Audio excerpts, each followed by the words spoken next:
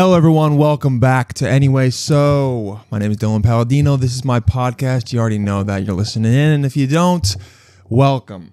How do the levels look? Good? Yeah, this is a one-man operation, so I always got to check and make sure everything's good. I'm feeling good, man.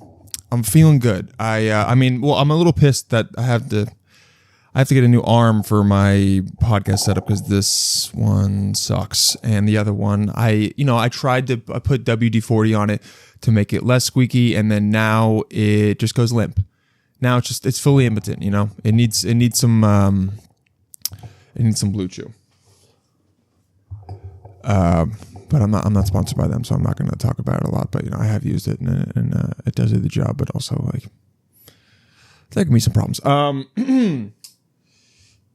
Yeah, 1 minute in, already talking about having ED. Guys, feeling good though, dude. I just had a salad. And you have one salad and you're just like, oh, I'm healthy. I'm the healthiest of my friends, for sure. I know for a fact none of them have had a salad this past week. It doesn't matter that I ate shit this morning and yesterday and for the entire rest of the week and was eating pretzels in bed every night right before bed. No, I had a salad, and that means that I'm healthy and I feel good about myself. That's really all you need. You need to have one healthy meal, and then you're like, I'm on the right track. And then you make up for it by consuming 5,000 horrible calories over the next 24 hours. That's at least how I am. But so I'm feeling positive about that. Recording this podcast, I tried to record on Thursday, and I don't know if anyone here takes ADHD medicine. And I have ADHD. Obviously, if you listen to this podcast, you know that. Dude, ADHD medicine, does not work for me. ADHD medicine makes me feel like I'm turning off a part of my brain. Does anyone else feel this? Like, you take Vyvanse, and yeah, it makes you study, but the creative side of me, the side that I feel like is my actual brain, it feels like it gets completely muted and shut off. And then I tried to record, and bro, I just bailed. I bailed almost immediately. I did this thing. It was crazy. I almost want to release it. I'm not going to, but I would just talk and then be like, yeah, I really don't know if I can do that. That was happening. And it was the weirdest feeling. Has anyone else had this experience with Vyvanse where it just it almost saps your energy? It calms you down so much that you'd feel like you can't do anything I don't want to say spontaneous, but any kind of creativity or bopping from play. Yeah, I don't know how to someone once said it's squirrel brain. That's how kind of my brain goes. And I do feel that. And yeah, it can make living an adult human life difficult sometimes, but it's also what makes me. And I don't know if I sound like someone who, is bipolar and they're like, I don't take my medicine because, I don't feel like myself. And then, they make a rap song where they talk about themselves being Jesus. I don't think I'm like that, but let me know if you guys have had that experience. It's very strange. I don't think I'm going to take it anymore. And I know so many people that take Vyvanse and they really like it, and I'm convinced that they don't actually have ADHD. Or maybe they have extreme ADHD where they can't focus on anything, so they're it's debilitating to my life. Maybe. But I feel like most of the people that take Vyvanse and ADHD medication don't actually have ADHD. They just like doing low-level meth. Because when you have ADHD, bro, when you take the medicine, I don't get high. I don't feel good on the medicine. I feel calmed. I feel like I'm my feet are finally touching the ground, and I'm able to just look at one thing and be okay. But I don't feel positive, or maybe the first couple days, and maybe you feel positive because you're getting more stuff done, but I don't know. And I remember watching this whole documentary about it called Take Your Medicine. And they basically said that on ADHD medicine or off ADHD medicine, people are getting the same amount of work done. The only difference is that they feel more productive on ADHD meds. And I don't know, is that true? Is this pseudoscience? Call the hotline, 347-566-9741. Tell us some cringe thing that you did last week, all right? We're celebrating the cringe, all right? We're going to have something new on this episode called Cringe Corner, which, you know, we celebrate how everyone is cringe, and we talk about it. I mean, I guess my Cringe Corner this week is, I guess it's not, I didn't do anything cringe, I guess. Is it? I just got dunked on, dude. I got absolutely dunked on by this guy. Anyway, yeah, I got dunked on by this motorcycle rider. I have like a Yamaha X-Max 300, which is the 300cc. It's like, it is a motorcycle. People say it's a motorcycle, but then some people call it a moped. That's fine. I don't really give a shit. I call it a motorcycle just because I want to. Makes me feel cooler. But dude, I rode up to this guy and I had my helmet on and I looked at him and he had a big motorcycle. I thought it was cool. It's a nice bike. Sometimes you just compliment someone else on their bike. I don't even need to explain. You know what I mean? I saw it and I just nodded my head and was like, nice bike. Like, it just was like, hey, nice bikes. I didn't even point to mine and be like, yo, we're the same. Like, what? I was just trying to connect with this guy based on the fact that we both were on two wheels. Dude, the guy looks at me, just starts shaking his head and he goes, get a real bike, bro. And he drives off. Dunked on me. Just slam dunked on me. And like fourth quarter, 3 seconds left, slam dunked on me, balls in my face, gargled them for a second, and then like absolutely no rebuttal to that. What am I going to say? I literally was just like, all right. And he drove off. I mean, piece of shit, dickhead, bro. You're riding around in a tank top. You're a fucking loser. But like, that was the cringe shit that happened to me. Absolutely dunked on. So embarrassing. Couldn't say anything. You ever get shit on and you're just like, yeah, dude, you got me. I can't. I'm not even gonna try to argue with you on this. You win. And I watched, you know, and then I felt the rage like kind of build up. But then you're like, what am I going to stop this guy and be like, actually, dude, technically, based on New York State law, this is a motorcycle because, but no, whatever, dude. Let the guy have the power trip. He's probably 5'8", or maybe he's not. Maybe he's the exact same height as me, and I just got shit on. That's fine. I watched Poop Cruise. You guys watch this thing, Poop Cruise, on Netflix? It's 50. First of all, Poop Cruise on Netflix. It's basically about this cruise in 2014 where the engine caught on fire and then the cruise got stranded in the middle of the Gulf of Mexico. Or if you're a loser, the Gulf of America. But this was before it was changed. So it was, I mean, I guess that's me dead naming it, but you know what I mean. So they got stranded there but the electricity on the boat turned off and they had to, like the toilet stopped working. The toilet stopped working. And so they had to pee in the showers and shit in bags, in biohazard bags. And then eventually after 2 or 3 days, the toilet started overflowing and then there was shit all over the boat. And they were all like sleeping, and there was no AC, so they were all like sleeping on the Lido deck and out in the open, and they had to get towed back to Alabama, and it took like 7 days. Absolute nightmare. Documentary is 55 minutes long. And that's short, right? Guess what? It should have been 20 minutes. Honestly, it could have been a 2.5 minute long video on TikTok or like YouTube. That's how it's just hearing people tell the exact same story. It was still, here's what's crazy though. It was still entertaining the entire time, but like no new information was given except about how disgusting it was and how they just kept talking about shitting in bags, like literally for half of the documentary. And you're like, dude, we get it. Like, I don't know. You watch these things and you immediately go like, what would I do if I was there? I wonder how I would act and blah, blah, blah. I was judging the shit out of the people at the interview. They got like 5 passengers from it. one of the guys kept talking about his soon-to-be father-in-law and his fiance. And he didn't say wife ever. And so I was kind of like, did this break you guys up? But then at the end, it revealed that no, they're together and they have a kid and he's like good friends with his father-in-law. And I kind of wanted to be like, I know why they did it, but I was like,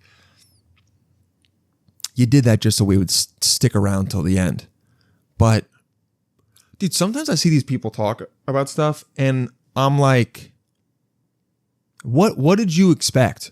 You're on a boat that's trapped in the middle of the ocean and the power turned off.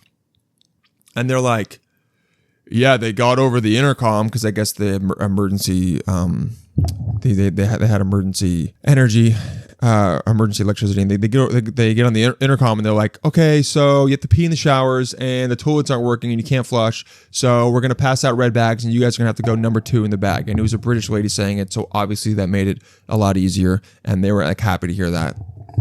And everyone is like, what? Red bag? No way. Couldn't be me, dude. I'm not gonna poop in a bag. And I'm like, dude, like, this is what makes me think like anyone that goes on a cruise is just an absolute slug. Like lowest dregs of society. Going on cruises are disgusting. People on cruises are disgusting and cruise ships are disgusting. And so like, honestly, the people that go on cruises, I would think, have already shit in a bag at least once. Like truly, I'm like, they've had one night where they've had to like shit in a bag or something. But they're like, oh, I can't, there's no way I can't. And I'm like, dude, you're in the middle of the ocean. What did you expect? The power's out. And you're like, no, I can't. Dude, give me the bag. I'm shitting in it within an hour. Like, I'm sorry. I don't care. There's other things that I'm thinking about. This is the lowest in terms of importance thing I care about. All right. Shit in the bag. Keep going. How am I going to get food? And none of them were talking about how like, we need to start hoarding food. Cause that's my first thought. Power goes out, dude. Okay. I'm on the ship. Power goes out. My first thought is we got to get food and water. I'm not thinking about going to the bathroom. I'm not thinking about, I'm thinking about we're going to get food and water right now. And we're taking as much non-perishable food. We're putting it in our room. I'm not hoarding and taking like way too much, but I'm taking enough because I know that 4,000 people on a boat stranded with no sense of when they're going to get home, people are going to lose it so fast. And they only kind of, honestly, I'm like a little like proud of all these slugs for not like fully losing it. Well, they said they had one night where everyone started like fighting and it became Lord of the Flies. But that's what I'm doing. First thing, food and water. First thing, food and water, and then I try to find someplace in the boat that's away from a lot of people, and you just like set up camp there. People were making like tent shanties on the roof, just crazy, because they had to sleep outside because it was so hot inside because there was no ventilation. That's the first thing I'm doing. And then I'm thinking about going to the bathroom. You know, it's like so. Also, you're probably not going to go to the bathroom that much because you're not going to be eating. You're not going to be drinking, like. But that was the whole thing that the cruise was about. That like shit was overflowing because when the tugboat started to pull, you should watch it's 55 minutes. Yeah, you should watch it, and you can like feel better about yourself because you're like, these people are so shitty. I wouldn't do this. No pun intended. And if you've ever had the thought, like, if you are of the opinion like I would never go on a cruise, that's disgusting. Watch Poop Cruise on Netflix and you'll be like 100% I was right. This is my worst nightmare, and it happened like 7 times in 2 years. In 2014, obviously, but wild. And then after 2 days, they gave him like alcohol. The dumbest thing ever. People started fighting. People started having sex just out in the open. Crazy. I mean, I kind of wish I could be there to see it, but the idea of being trapped on a boat for 5 extra days is a nightmare. And with those kind of people, and I'm sorry, but the people that take Carnival cruises, I mean, it's like $400 for a 5-day cruise. Dude, I mean, any cruise, literally any cruise, you're trash. Sorry. And that's okay. If you want to be trash in that moment, like I said, we talked about it earlier, you're allowed to be like, oh, the next 5 days, I'm going to be trash. And that's actually kind of fun, but just embrace it. I'm going to be trash the next 5 days. Embrace it. Yeah, it was, they started getting tugged by these tugboats. And then because they were getting tugged by these tugboats, it started making the ship rock. And then because the ship was rocking, all the toilets and the showers were overflowing, and like shit and piss was going everywhere, and like going into elevators. And dude, horrible. You want to know how much Carnival paid them? $500. Refunded their ticket. Okay, another $500. And offer them a free cruise. Crazy. But here's what's also nuts about me, is that I was like, I'd probably take the free cruise. I'm such a cheap piece of shit. I'm just like, you know what? Because also I would go, there's no way this will happen again. And I would make sure I was going on the top ship. I want balcony. I want free alcohol and free food. I think food is always included, but I don't even drink that much, but I just want to have that option. I want as many wristbands as possible. And yeah, good balcony seats. Good balcony seats. Good balcony room. I would do it. I would, because I'm like, there's no way. It's like, if you get in a plane crash, people are always like, if I get in a plane crash, I would never fly again. I would fly so much more after, because I go, I did it. Like, I survived the thing I was scared of. Ain't no way it's happening again. I won, dude. I won the lottery of life. The thing we're all scared about, getting in a plane crash. I'm flying everywhere. Especially because probably that airline is going to give me free flights for life. They better. Dude, you imagine you survive and they're like, here's a $300 travel voucher you have to use in the next 6 months. Like, Delta would do that. Spirit would like beat your ass. You'd survive and they'd be like, oh, you want something? Tuh. There you go for surviving, you big dumb idiot. You should have died in our plane. Why'd you choose us in the first place? Yeah. Anyway, okay, we're cooking now. I was with my friend, and dude, do you guys ever like, I'm so bad at goodbyes. I think it's just in my head though. But when I always feel like whenever I end a conversation or end an interaction in public, I'm always like, I could have done that more smooth. I could have done that a lot more smoothly. Like, I always just, I'm so jealous of people that are just like, all right, dude, I gotta get out of here. Good seeing you. And they just peace out and walk away. Like, and for me, I'm always like, yeah, that was great. But I always feel like I don't know how to like stick the landing and make it work. So then I'm always like, shaking someone's hand multiple times and then saying how we need to hang out soon and bringing up something from the beginning of the conversation.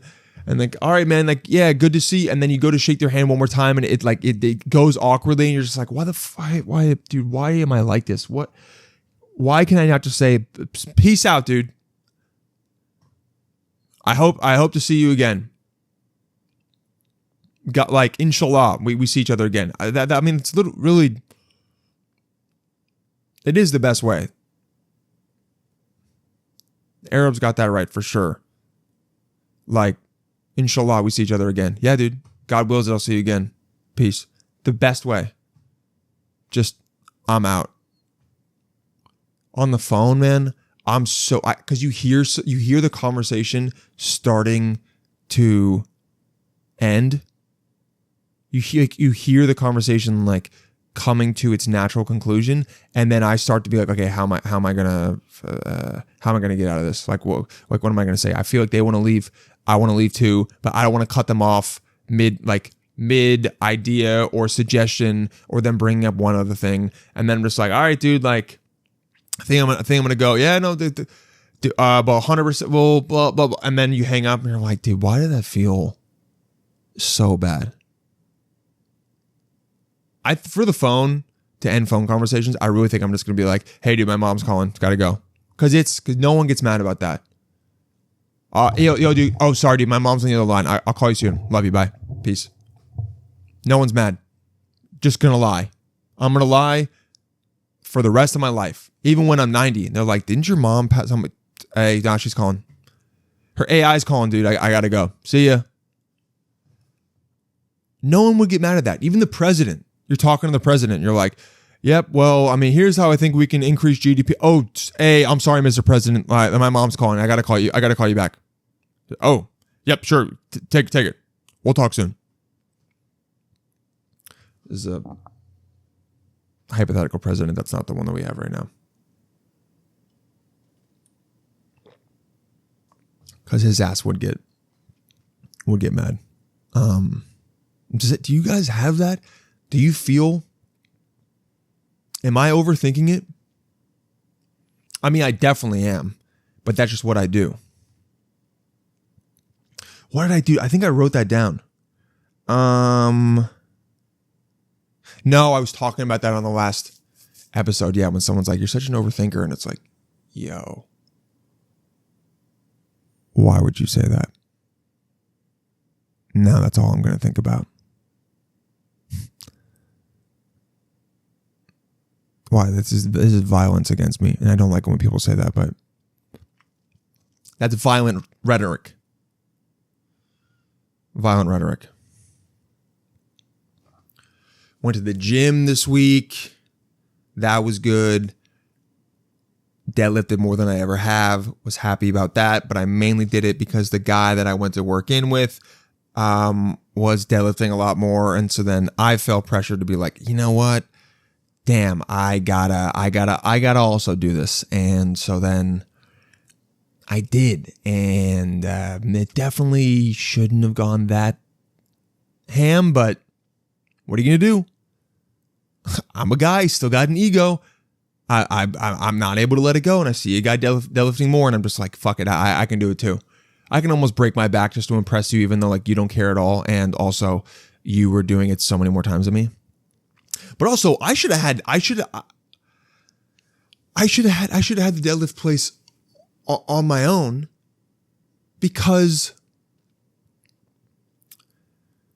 dude, when you're at the gym, you like gym etiquette.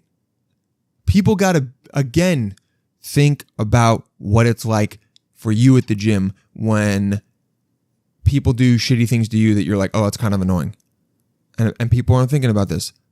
Like when you go up to someone and you say, hey, how many more sets do you have? And they say 2. And you're like, thank you. It is that person's responsibility, I think, as a good person, for when they finish, to look for you and be like, yo, this is open. And if someone else comes up and is like, hey, can I use this? They should be like, oh, someone else was asking about it. Let me double check with them.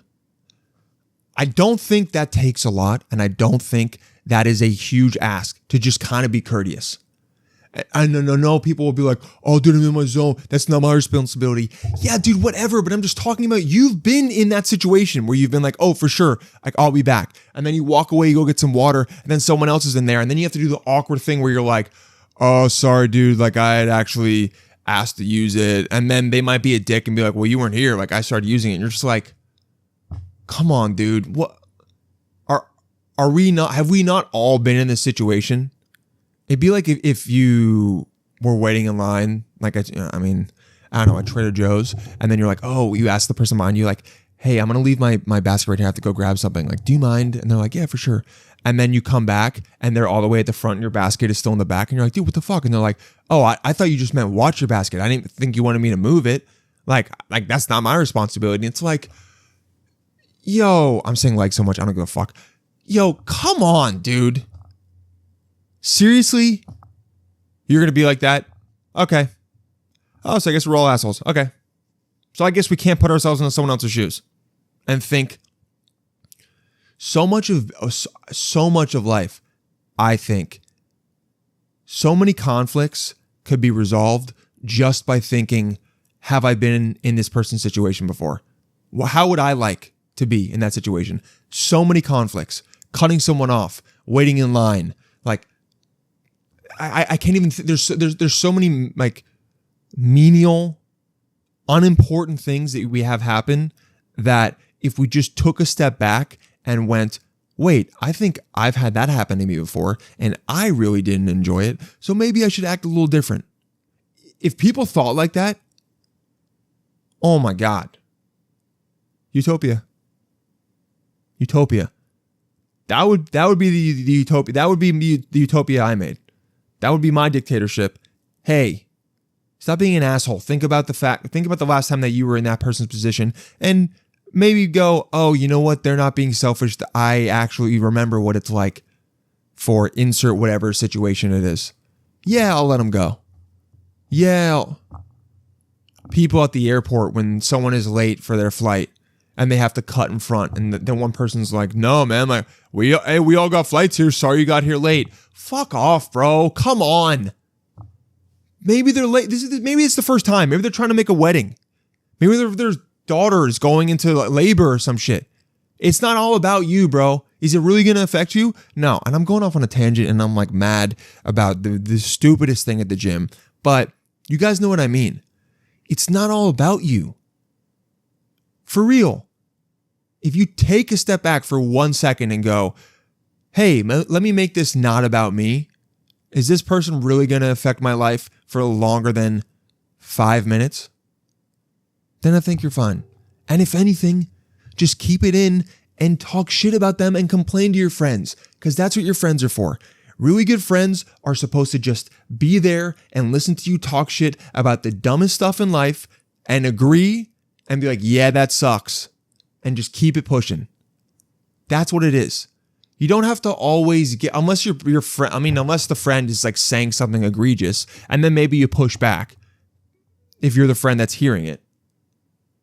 But you don't have to always. Sometimes being a good friend is just agreeing with your friend's complaint, no matter what it is. Even if you think the complaint is dumb, they just want to be like, it's not just me. Hell yeah, my friend agrees with me. This is why we're friends. I like this guy. Guys are horrible at that, bro. Guys always just try to solve your problems. Guys do not know how to listen and just be like, yeah, that sucks, bro. Oh, that shit's so annoying. They always got to be like, oh, let it go, dude. It's not a big deal. Dude, fuck you. You're my friend, bro. I'm just trying to chill and talk shit. Or what do you want to talk about then? Iraq? Okay, should we talk about something? Okay, let's talk about the Sudan then. I'm sorry this isn't important enough for you. Bro, we're getting coffee and we're doing the same thing we've done for 15 years. Let me just complain about dumb shit. It's fun to do. It has no purpose. Real good friends let you complain about the dumbest shit and they nod and agree and they maybe even one-up it. And then you laugh about it and they laugh about it and you both agree like it doesn't actually matter. That's why I think a lot of real friendship comes from negativity. Like unimportant negativity, but just talking shit about something or someone that's very dumb. Things that annoy you. And then you can connect on the fact that you're both annoyed by something. Yeah, you might have similar interests, but really the true bonds, the true friendships come from similar hatreds. And talking about unimportant things. Not people or, okay, let's just, because I can see where this is going. But I'm talking about dumb shit, slow walkers, people playing music out loud, someone that takes too long to order. I can't even, waiters that don't check up on you too long, like dumb stuff like that actually doesn't matter. But in that moment, you're like, yeah, dude, that shit pisses me off too.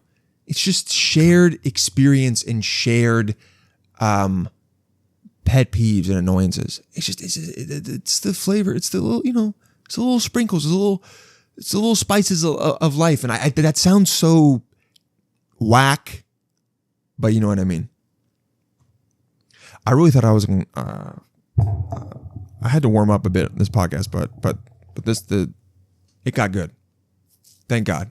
I'll talk about Buc-ee's and then we'll go, because I'm trying to keep it quick and fast, and I've been going off on tangents about who even knows what and life philosophy, but it's good. You guys like that, you know?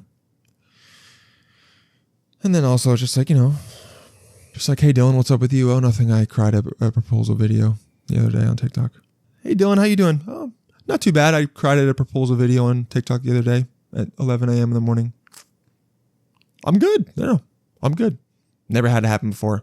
Don't care about proposing. Don't care about any of that. But, the way the guy did it, just like for some reason I started crying and I was like, what the hell is going on with me? But I'm good.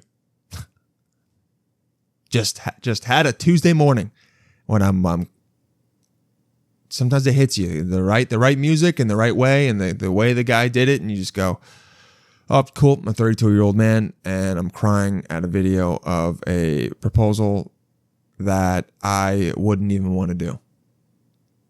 And there's a lot of candles, and then I'm also thinking about, wow, if one of those got knocked over, the entire place would go up in flames immediately. But then I'm trying to be like, no, this is really sweet.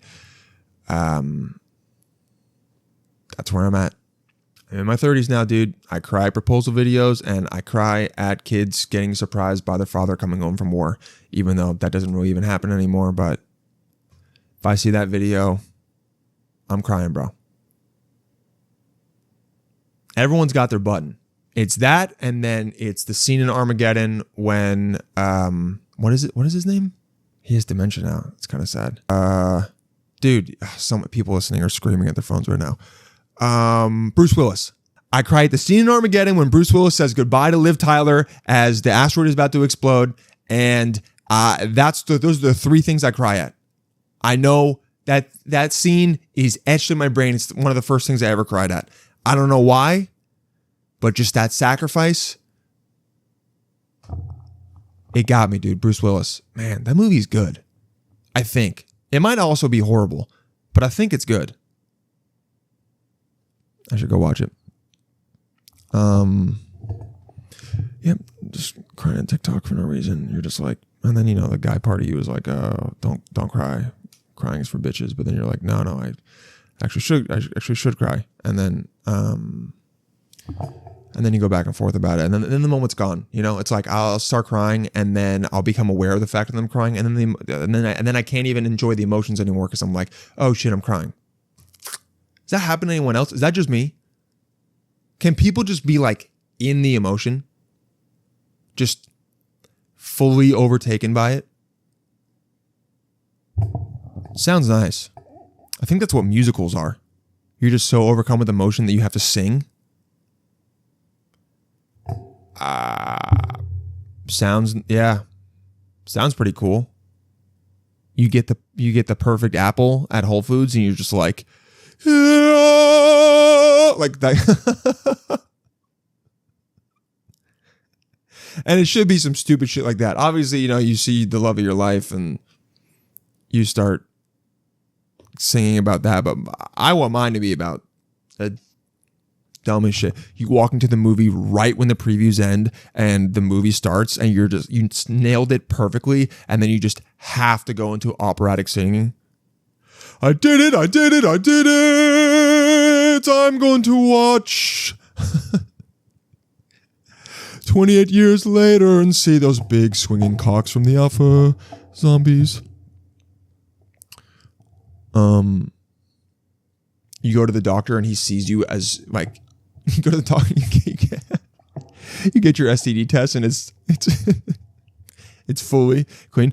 I'm clean, even though I didn't use a condom last week and I felt really uncomfortable about it and was like, I for sure have an STD. Singing on the podcast. I guess I can talk about that next week. Let's close talking about Buc-ee's. I went to Buc-ee's, man. I went to I went to Buc-ee's, which is a gas station, but people think it's like an amusement park, and it is. Buc-ee's is truly the representation of what America is. If people are like, if I had to take, I wish there was a Buc-ee's closer, because New York, LA, all these different like big cities, they're part of what makes America America, and they're like cultural hubs and whatever. But you want to know like the soul of America, go to a Buc-ee's. Because number one, it's a gas station and everyone drives because of big oil. So number one, you get that. There's 100 pumps, and then you go in and then you see like gas station culture in America is the soul of America, because it's like, hey, we forced everyone to drive because we didn't want to have good public transportation. And then we turned gas stations into legit food court amusement parks. And that's what Buc-ee's is.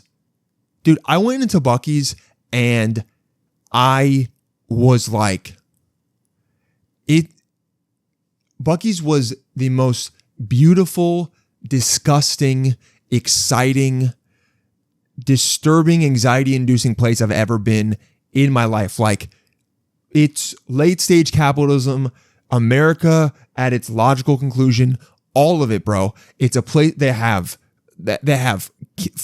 pounds of candy, barbecue, people singing about the barbecue, hey, fresh meat on the plate, or whatever, just like, and fudge for some reason, like only in America, like, oh, we're gonna have barbecue and also we're gonna have fudge and barbecued roasted cashews and walnuts for some reason. We're gonna have soda machines with 500 different flavors, and we're gonna sell pieces of wood carved into the American flag that look like it's waving. And there's gonna be a giant mascot there, and a bunch of shirts and knickknacks and stuff that you should never buy, that you shouldn't spend your money on, but you're going to because you're already here. I had to leave after 15 minutes. I was getting dizzy. I saw some Japanese guy having a heart attack because he was just like, what is this place? Where am I? Like this. There should be a sign that's like, if you're not from America, like you need to go in with like an oxygen tank because it might be too much. It's going to be an overload for your brain. It was insane. They have really clean bathrooms, I guess, which is nice. I went in, didn't really notice. I mean, yeah. But just the amount of food and waste and everyone there. No, there's no one attractive in Buc-ee's. I mean, that's included. You walk into Buc-ee's, everyone's just a 5. It's just, everyone is just middle of the line, 5 and below. It really is. It's like Buc-ee's is also that store 5 below, where it's just like you walk in and you go, okay, now I know what a really average person or below looks like, because goddamn, the most amount of open-toed shoes I've ever seen in my life. Shorts, like just everyone, just tank top shorts, a lot of t-shirts that were from other gas stations or just a food or drink kind, a lot of beer t-shirts, a lot of I'm with stupid, like stuff like that. It's an experience. You have to go. I get why people like it, but it's like a fever dream, dude. It really is. It's an American fever dream. And like, and that Japanese guy might be dead. Like he went from Tokyo to Buc-ee's and was just like, am I in, he's like literally like, am I in hell? He thought he was in purgatory. Buc-ee's is maybe purgatory. That's where you just have to go in there and you just leave, and then you turn back around and you drive back in, and then you fill your car up and you go inside and you just, hey, fresh meat on the platter. Like,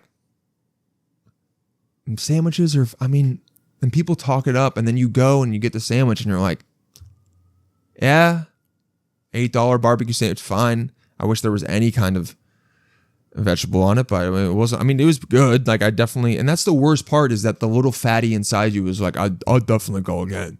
There's other stuff I want to try, and I'm embracing that. It's fine. You got to embrace that side of you. It's like I'm gonna go. I'm gonna stop there. You feel disgusted after, but you go to a Buc-ee's and you want to take a shower after, but like it's part of living, dude. It's part of having a bunch of different emotions. The little beaver, dude, looks like a fucking pedophile.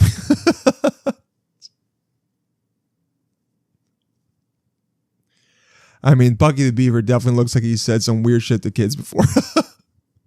To where you're like, yo, Buc-ee, chill, dude. Chill. They're 11. Oh, I don't know. Does he have a voice? I don't know why I think he kind of sounds like Mickey Mouse. Oh, welcome to. You want to take a? You want to take a picture with Buc-ee? Like, thumbs up. Imagine I get sued for insinuating that Buc-ee's a pedophile. I mean, that would be funny. That'd be great. I don't think he actually is, but probably said something like, oh, she's growing up so fast. Wow. You're really turning into a young woman, aren't you? And your brother is too. Look at those muscles. Look, oh, wow, you look at those muscles. I wonder what you look like without your shirt off, Jimmy. It's like, dude, what the hold on. Which one are you? Oh, man. But you should go. You have to. But I did walk in, and also it was like the Sunday after 4th of July. There were so many people there. But I walked in and just was like, dude, I gotta. It's also this weird like craze that comes over you where you see other people buying and getting all this stuff, and it kind of like infects your brain to where you're like, I gotta buy more shit. Again, it's America. You see other people buying pointless, useless shit, and you're like, I gotta buy that too. And so then you pick up a little Buc-ee keychain and a T-shirt that says like Virginia's for lovers and like running on empty, and some hat with the American flag on it, and it was made by like the women of liberty or some like some grandma. It shows a picture of her like knitting or like sewing the patch onto the hat on some deck in a rocking chair. I don't know, stuff like that. And you're just like, I gotta get all of this. Like this is America. I'm proud and disgusted by my country at the same time. That's it. It's all those emotions are happening. You can't tell me you walk into that place and you go, you can not only walk in and be like, I'm so proud to be an American. You can't. I mean, you are, because you're like, look what we did. We just turned all the knobs to 11, and we're like, let's just have excess of everything. Let's drive our car that gets 8 miles to the gallon, and let's go to this gas station and just buy a bunch of shit we don't need and just kill so many animals just to make these barbecue. Hey, hot cow on the platter. Like, just screaming that, chopping it up. Everyone's waiting in line, grabbing the sandwiches immediately. Oh my God. But it's life. It's America. And it's beautiful. It's beautiful in many ways. Okay, wow. Actually, we did longer than I thought we would. Guys, remember to call the hotline, 347-566-9741.